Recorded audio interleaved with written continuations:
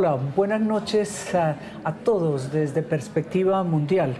Con Margarita Rojas vamos a hablar del tema de esta semana, la salud del Santo Padre Francisco. ¿Y quién mejor que un vaticanista profesional de muchos años, muchas décadas? Muchos pontífices han pasado por su despacho y por sus redacciones. Javier Martínez Brocal, bienvenido. Y bueno, es un fin de semana difícil para usted allá en Roma, ¿no, Margarita? Sí, Javier, ha sido una semana que tiene pues en expectativa al mundo católico, a más de 1.200 millones de fieles, pero al mundo en general, porque pues el Papa es un líder indiscutible a nivel mundial. Todo el mundo se pregunta qué va a pasar, pero no solo en términos médicos, qué va a pasar en términos del futuro de la Iglesia. ¿Se aproxima un relevo? Bueno, esto es un misterio, es imposible. Buenas noches, en cualquier caso un saludo muy cordial, a las dos es un honor hablar con vosotras. Es un misterio saber qué es lo que puede pasar, pero efectivamente hemos entrado, como tú dices, en una fase particular del pontificado del Papa Francisco. No sabemos en qué se concretará, pero es una fase más delicada. El futuro de la Iglesia, pues dependerá de las decisiones que Francisco tome cuando salga del hospital, y también dependerá naturalmente pues de cómo sea su salud, ¿no? Eso es lo más relevante. Pero bueno, puede pasar cualquier cosa. Lo que usted en sus libros, pues repasando lo que han sido la vida, la llegada del Padre Francisco, del Papa Francisco, y cómo ha hecho que cambie, dijéramos, ese protocolo y ese Vaticano que usted conoció también, Margarita, lo mismo, que creo que ustedes dos han compartido muchos viajes y muchos momentos de pontificados. ¿Qué hace que cambiara? ¿Qué hizo que cambiara la Iglesia y un poco la doctrina y al mismo tiempo ese protocolo y esa cercanía con la humanidad? Sí, María Emma, tú lo has explicado muy bien. El Papa Francisco trae el corazón latino al corazón de la Iglesia Católica. No hay un cambio de contenidos, pero es un Papa radical en el sentido que quiere desprender a la Iglesia Católica de lo que tenía y de lo que impide que se recupere, que brille con el mensaje original. Yo creo que el Papa Francisco en ese sentido...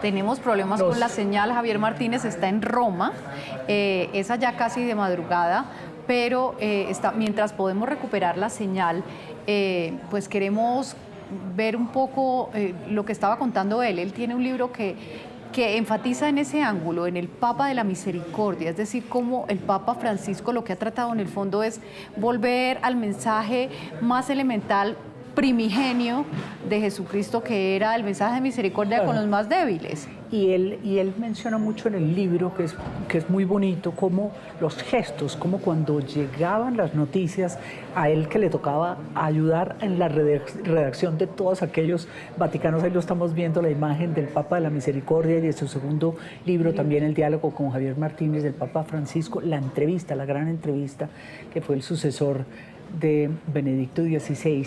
Él como que contaba los gestos, la comunicación, esa capacidad que él tenía de acercarse a la gente, ¿no? A los más sencillos o a cualquiera que fuera.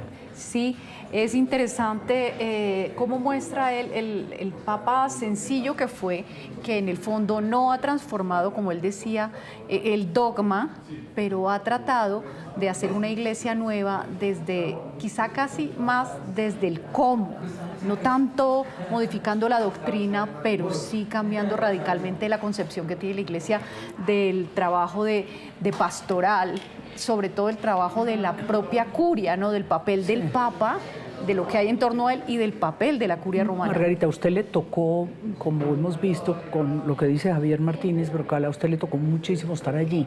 ¿Cómo se vive y cómo se percibe esos momentos, dijéramos, tan difíciles, ¿no? De tomar una decisión del mandatario, tal vez el jefe de Estado más importante de la humanidad?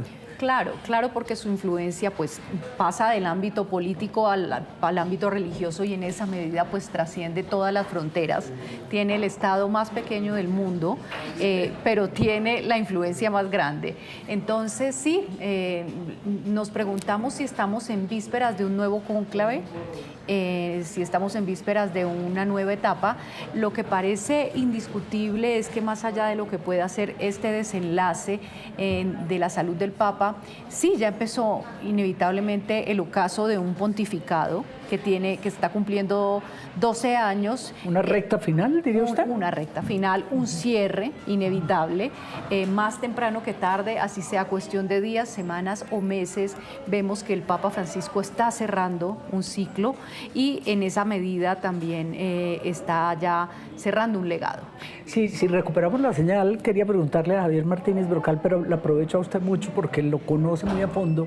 Después de ver uno cónclave, que está pues muy en las pantallas del mundo, está nominada a los Óscares, esta gran película, como que uno se da cuenta de la seriedad, del rigor y de una elección que no es propiamente electoral en el sentido de la palabra del voto ciudadano, sino... Claro, si es una elección rodeada de misticismo, rodeada de rituales y también rodeada de intrigas, ¿no?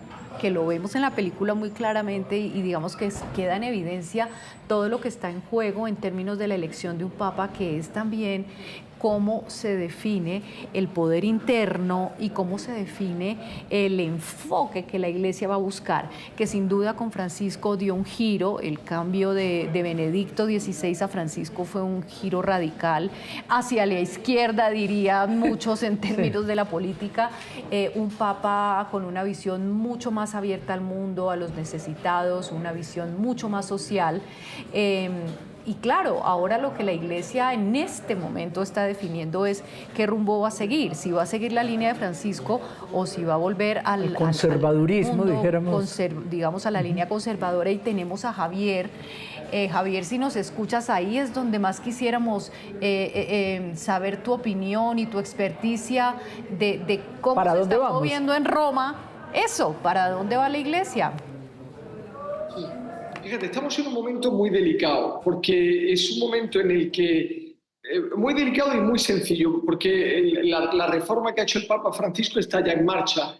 No es que se necesitan nuevos elementos. O sea, la reforma que él ha hecho de desprender a la Iglesia de lo que sea superficial me parece que ya ha cuajado.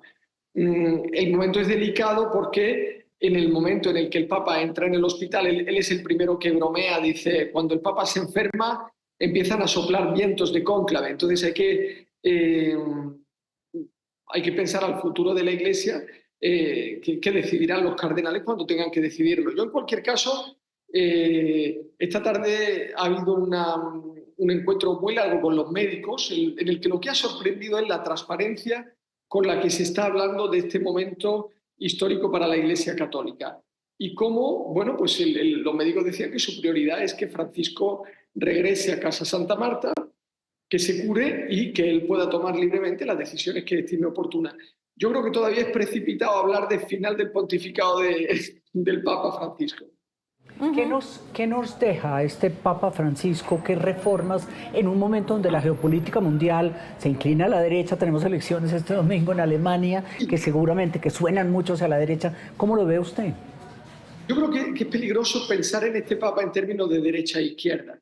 Fíjate que es un Papa que efectivamente tiene esta sensibilidad particular hacia las personas migrantes, hacia la defensa del medio ambiente, pero también ha hecho mucho hincapié en el papel de la mujer en la Iglesia Católica, cómo ha concedido, ha nombrado a mujeres en puestos de número 1 de la jerarquía del Vaticano, se ha manifestado con mucha contundencia contra el aborto, se ha manifestado con mucha contundencia contra la eutanasia. Es decir, que hay batallas de la derecha que el Papa ha asumido y también batallas de la izquierda. Yo creo que quizá el hecho de que el Papa asumiera esa batalla de lo que se llama doctrina social de la Iglesia, pues sorprendió a muchos, ¿no? Pero no debería ser tanta sorpresa. De la película Cónclave, no podemos dejar de hablar de ella, Margarita, ¿no? Por Aquí se supuesto. acaba de estrenar. ¿Es eso cierto o estamos en una fantasía o nos permite Y como estamos en percibir una la fantasía. realidad? Es una fantasía muy divertida, pero es ciencia ficción, en el sentido que plantean un cónclave en términos solo políticos, y eso es muy peligroso. El plantear el Vaticano no como sin un sentido de trascendencia, sino solo en clave demasiado política. Creo que no es exactamente eso lo que sucede dentro de un cónclave. Mm, yo creo que cuando hay un cónclave, lo primero que hacen los cardenales es ver cuáles son las prioridades del mundo y de la Iglesia, también un poco en línea con lo que María Emma tú preguntabas antes, ¿no? Y una vez que piensan en esas prioridades, ya establecen el perfil del que puede ser el sucesor de Pedro. Eso lo harán pues, cuando la sede vacante se ponga en marcha, pero por ahora yo insisto en que puede ser un poco precipitado hablar de esto. Javier, sí, por supuesto. Ustedes, quienes están muy cerca de la Santa Sede, son súper como respetuosos de todo este proceso, pero sin duda el mundo se está preguntando quién puede ser el sucesor, o sea, qué puede venir después. Y en ese sentido, pues lo que técnicamente se puede anticipar, eso sí, porque es un hecho cumplido, es que buena parte del colegio cardenalicio ha sido creado. Los cardenales actuales han sido creados o nombrados por el Papa Francisco, es decir, que uno podría pensar que viene una línea no muy distinta. Fíjate que no necesariamente, porque para ser papa para ser elegido papa hace falta un consenso enorme, 2/3 de los votos. En este momento hay 138 cardenales, por lo que harían falta más de 90 votos. Eso significa que es muy difícil, que es prácticamente imposible que sea elegido papa una persona que pertenezca a alguno de los dos extremos, que sea extremadamente liberal, por así decirlo, o extremadamente conservador. Eh, Probablemente el próximo papa será una persona de consenso y bueno, muchos de los cardenales los ha nombrado el Papa Francisco, pero la diferencia, el punto que él ha añadido es la variedad de orígenes. El Papa lo que quería era que en un cónclave no se escuchen solo las prioridades de la Iglesia Católica en Europa, sino que de verdad esté representada los problemas de América Latina, los problemas de la Iglesia en Colombia, los problemas de la Iglesia en otros continentes y que no se hable solo de los problemas de Europa. Creo que la novedad que él añade es esa, la variedad de orígenes, no tanto una unidad ideológica, porque no está clara cuál es la orientación ideológica del cónclave en estos momentos. Javier, la impresión que a usted le dio la capacidad comunicacional de este Papa Francisco versus cualquier otro de los que a usted ya le ha tocado lidiar y acompañar y mostrarle al mundo, ¿qué magia tuvo él? Usted lo refleja en sus libros, esa cosa personal de Francisco. A mí, para conocer a Francisco, la pregunta que más me ha ayudado es una vez que le preguntaron, ¿usted es conservador o liberal? ¿Usted se incluye dentro de los conservadores de la Iglesia o de los liberales? Y él dijo, yo me considero una persona fiel a la Iglesia, pero abierta al diálogo. Entonces yo creo que esta es la magia que hace el Papa Francisco, la disponibilidad al diálogo, que se manifiesta en dar ruedas de prensa, Margarita ha vivido algunas de ellas, dar ruedas de prensa, responder a entrevistas, estar dispuesto a dar cuenta. Fíjate ahora durante la enfermedad, yo creo que no hay ningún líder mundial del que tengamos tantos datos médicos, ¿no? Sabemos incluso cuáles son sus enfermedades, las enfermedades que tiene. Yo creo que esto es un ejemplo de transparencia enorme y que es lo que la gente, cuando ve al Papa Francisco, dice, este es uno de nosotros en el sentido, no hay una doblez. Javier, pero precisamente sobre eso que mencionas tú, es un papa que da entrevistas, eso no existía antes de Francisco y tú eres una de las personas privilegiadas que ha tenido acceso al pontífice y pues por supuesto tenemos que preguntarte sobre este libro que has escrito del sucesor porque es resultado de una entrevista con el papa. ¿Cómo fue la experiencia y cuáles fueron los temas en los que ahondaron? Cuéntanos un poco de ese contacto tan cercano. Pues fíjate, esto fue una propuesta que le hice al Papa Francisco para hablar del tema más delicado del pontificado, que era su convivencia con Benedicto XVI. ¿Cómo habían sido esos años de convivencia con Benedicto XVI? Y él dijo, pues hay que hablar porque para mí fue un padre. No, a él le molestaban estas fake news que nos mostraban a los dos como si estuvieran uno enfrentado al otro.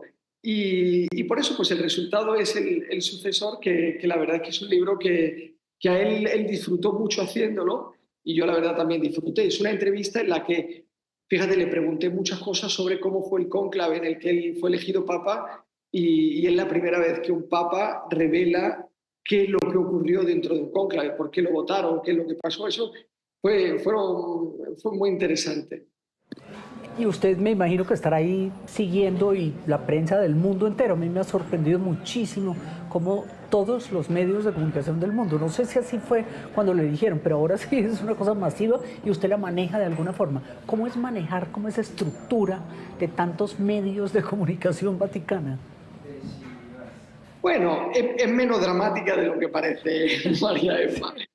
Aquí lo importante es mantener la sangre fría, ¿no? Yo creo que a mí lo que me ayuda mucho es que recordar que el Papa no es simplemente un líder político, sino que representa también una propuesta de modo de vida que no está ligada a intereses geopolíticos y eso le permite comentar y entrar a cuestiones que quizá un jefe político no podría entrar. Él no necesita, no tiene elecciones, no necesita ser reelegido.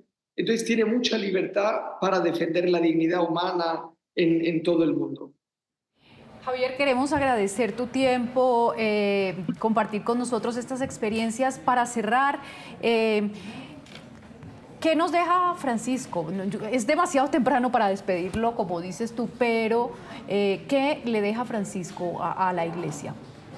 Bueno, ojo que todavía puede dejar muchas más cosas. La última palabra del pontificado del Papa Francisco todavía no se ha dicho. Yo creo que que es un Papa que ha dado, durante esa primera fase del pontificado sobre todo, y acuérdate del viaje que hizo a Colombia, ha llevado mucha alegría al mundo. Yo creo que es una persona que ha dado mucho optimismo. Ha mostrado que la Iglesia Católica tiene una propuesta que es muy interesante. Quizá a veces se hablaba de la Iglesia Católica como una defensa de posiciones, ¿no? Contra cuestiones concretas, cuestiones morales. Él, yo creo que ha sabido mostrar la propuesta católica, esa defensa de la dignidad de las personas en todas las circunstancias, independientemente del dinero que tengan, independientemente del poder y ese elemento de cariño con la sociedad. Pues muchas gracias. Sé que ustedes dos se seguirán viendo en estas épocas alrededor de un tema que tiene al mundo en vilo y acongojado, pero al mismo tiempo agradecido, ¿no? Por lo que fue y gracias por esos libros. Yo creo que, Javier, usted nos deja también un legado muy importante, ¿no, Margarita? Sí, por supuesto. María Emma, no, me gusta mucho esa palabra que has dicho, agradecido, ¿no? Cómo estamos siguiendo esto, independientemente de si uno está de acuerdo o en contra con su línea, pero efectivamente la palabra agradecido es muy certera. Muchas gracias. Gracias a usted.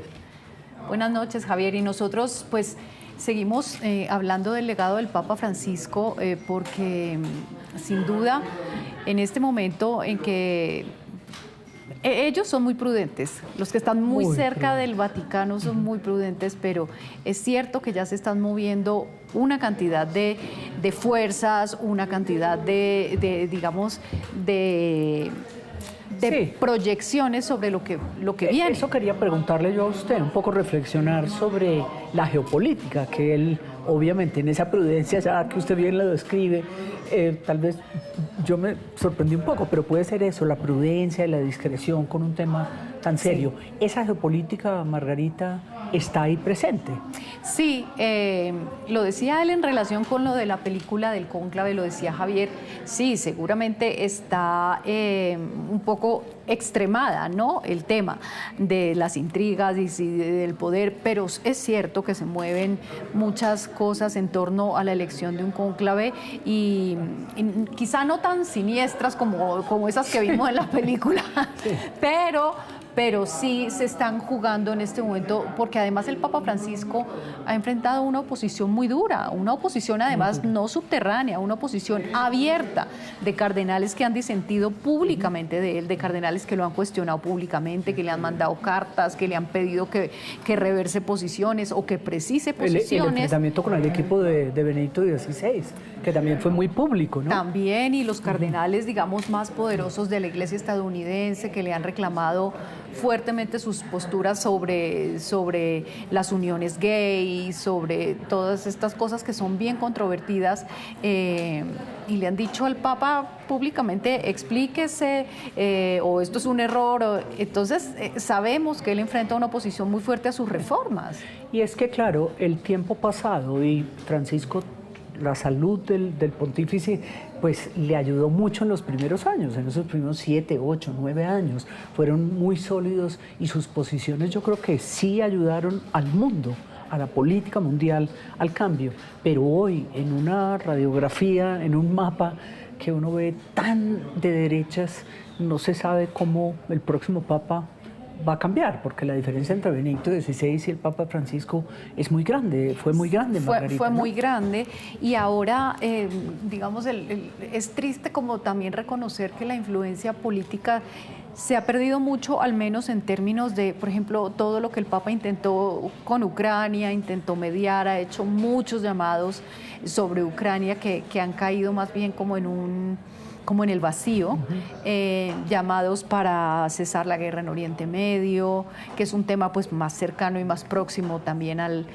mundo católico, pero no, o sea, de alguna manera en términos políticos no escucha, ha sido desoído, claro que sí, ha perdido eco. Pero creo que también por lo que decía Javier, esa forma de él, esa proximidad como que lo hace como menos protocolario y menos, no sé, el tema del respeto, pero dijéramos, es una persona más cercana, no es aquel líder alejado del mundo, dijéramos. Sí, yo sí creo que entrega una iglesia distinta y una figura papal muy distinta, ¿no? Una figura papal desmitificada, una figura papal aterrizada, humanizada, exactamente. Un papa que tiene errores, un papa que se equivoca, un papa que no ha tenido problema en reconocer y en reversar cosas, cuando ha tenido errores de juicio, cuando ha dicho me equivoqué en esto, pido disculpas.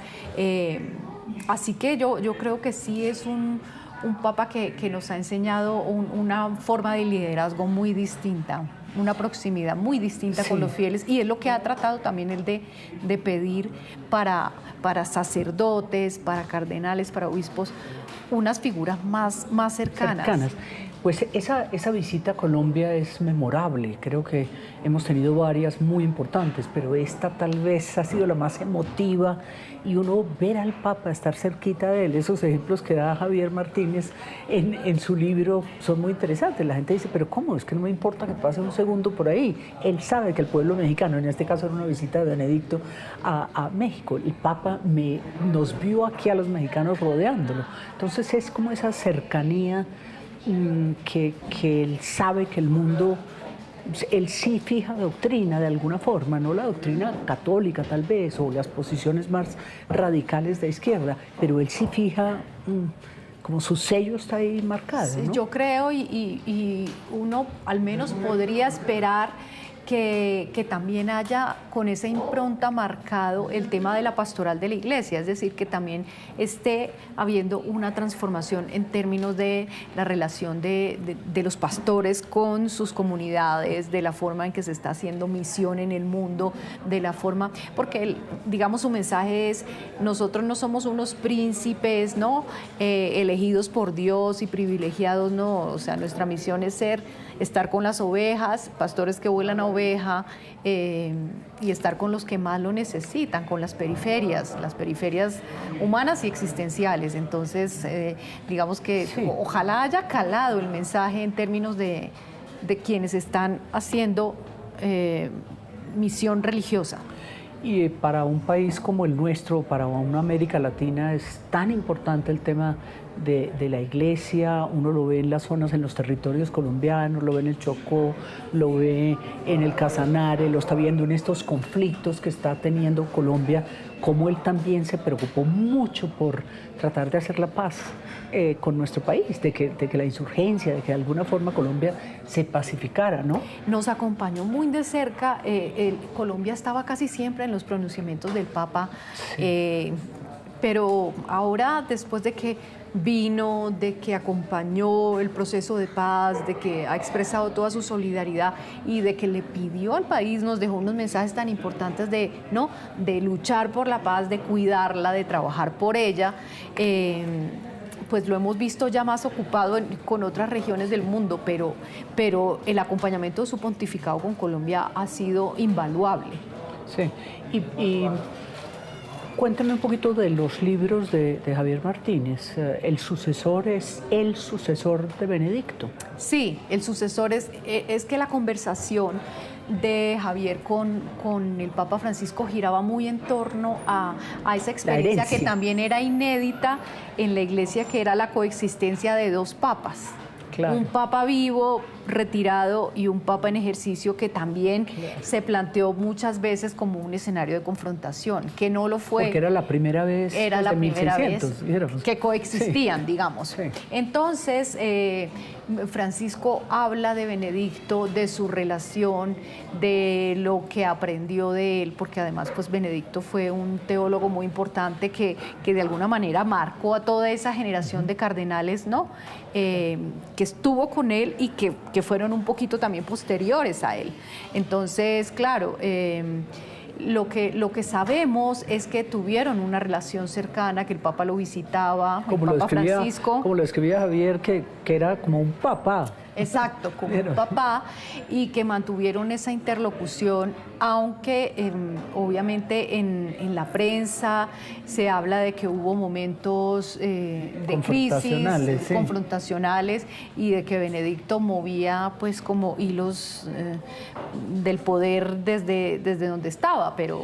Lo que sí parece evidente, no lo voy a decir por lo que usted nos comentaba ahora, esa discreción de lo que son los vaticanistas, pero el tema de un papa que renuncie otra vez, no lo veo dentro del panorama. Es decir, creo que el papa estará ahí hasta su última halo de vida. No, el papa hasta hace unos meses habló bastante de este asunto de la renuncia, y él dijo que su carta de renuncia está firmada incluso. Y ya autorizada, entiendo, que sí, ya es legal, como hizo Benedicto XVI, sí, digamos, están los postulados en la Constitución cardenalicia. Sí, entonces él ha dicho, en caso de una incapacidad grave, digamos, de una incapacidad mental, de que él perdiera, digamos, la posibilidad de decidir, de elegir, de, ¿no? Como que perdiera su lucidez, sus facultades mentales y todo eso, esa carta existe. Él dice que él no está obstinado en ser papa hasta el día en que muera, pero también sabe que el ministerio, digamos, petrino, es una responsabilidad enorme, y que pues que no se puede renunciar a él por una bronquitis, en el sentido de, mientras él sea una persona lúcida, que está en sus 5 cabales y que puede tomar sus decisiones, sí, no se puede renunciar a ser papa. Entonces, pues eso es lo que él ha dicho. Yo no digo que no per se, no me niego, pero tiene que ser una circunstancia extrema. Claro, que no pareciera ser, como usted bien dice, la primera ministra Meloni estuvo visitándolo, la única persona que lo ha visto 20 minutos leyendo la prensa, firmando documentos, haciendo sus tareas. Ahí vemos a los dos pontífices, que es una visión, una fotografía histórica, dijéramos, sí, verlos a los dos, pero necesita 90 cardenales, según nos explicaba, 2/3 partes de esos 138, 90 cardenales tienen que votar en favor de un sucesor. De un sucesor. Que no creo que él vaya a indicar o a terciar su brazo por alguna área del mundo o por alguna teología, ¿no? ¿Cierto que no? ¿No pareciera probable? Yo no creo. Es incierto. Lo que han dicho los médicos hoy es: él todavía no está fuera de peligro, él todavía está en una situación delicada, es una persona de 88 años y a esa edad cualquier cosa puede en cualquier momento empeorar, ¿no? Pero lo que es cierto es que está controlado, está respondiendo al tratamiento y en este momento tenemos un papa absolutamente consciente, claro, digamos, despierto. No está ni privado de su conciencia, ni en coma, ni mucho menos en pérdida de sus facultades mentales, así que en ese sentido pues no habría por qué esperar otra cosa. Sí, esta perspectiva mundial de este fin de semana va a ser muy importante, estaremos todos acompañándolo, yo creo, católicos o no católicos, porque es un momento importante y no importa que esté en la clínica, como usted bien decía, lo importante es que tenga sus capacidades. Gracias, de verdad. Gracias por acompañarnos a ustedes en este programa y nos vemos como siempre en nuestra cita semanal de los viernes a las 8 de la noche con los temas que mueven la agenda del mundo. Hasta luego.